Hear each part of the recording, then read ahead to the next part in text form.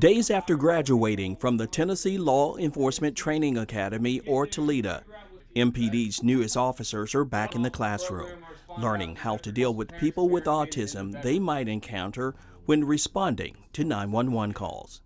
That's something that could cause a worse issue than what we have. Often, officers must make split-second decisions, and by learning how to interact with people with autism, the goal is to avoid a violent confrontation or making an unnecessary arrest. We're having more and more interactions with the children and adults at the ASD field every day. The more that we know when we're interacting, the better our encounter can be, the safer that our encounter can be.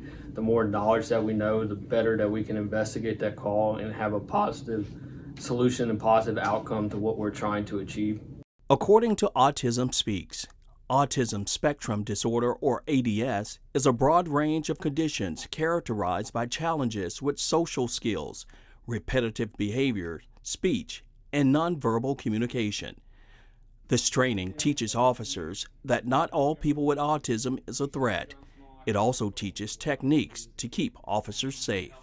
There's different things that we're going to see, different ways to handle the call, and that's why having these tools that I'm instructing in these classes can help us better learn how to interact with a child or an adult that's having a meltdown or having an issue out in the field. And it's going to be a different interaction than if we're having with a citizen out in the park. MPD is one of a handful of departments in Tennessee training officers on how to deal with mental health consumers. The steps that the Murfreesboro Police Department takes shows how we're making those leaps and those bounds to have better interactions with individuals. It's very important to, as I say, put more tools on our tool belt.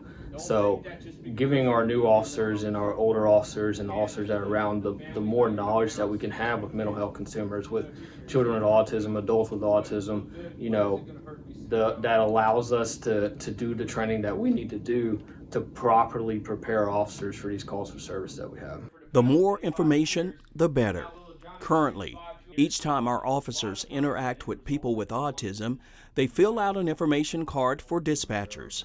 So the next time any officer responds to that resident, they will know that a person with autism lives there. The more information that we can have as law enforcement, the better. So if it's us recognizing a residence in our zone that has a child or an adult that is diagnosed with ASD, and getting there and having that interaction with the child to have them become more comfortable with us if we do have to respond to that resident. Family members of those with autism are also encouraged to contact our Emergency Communications Center to add special information about your address in our dispatching system in case of any emergency calls.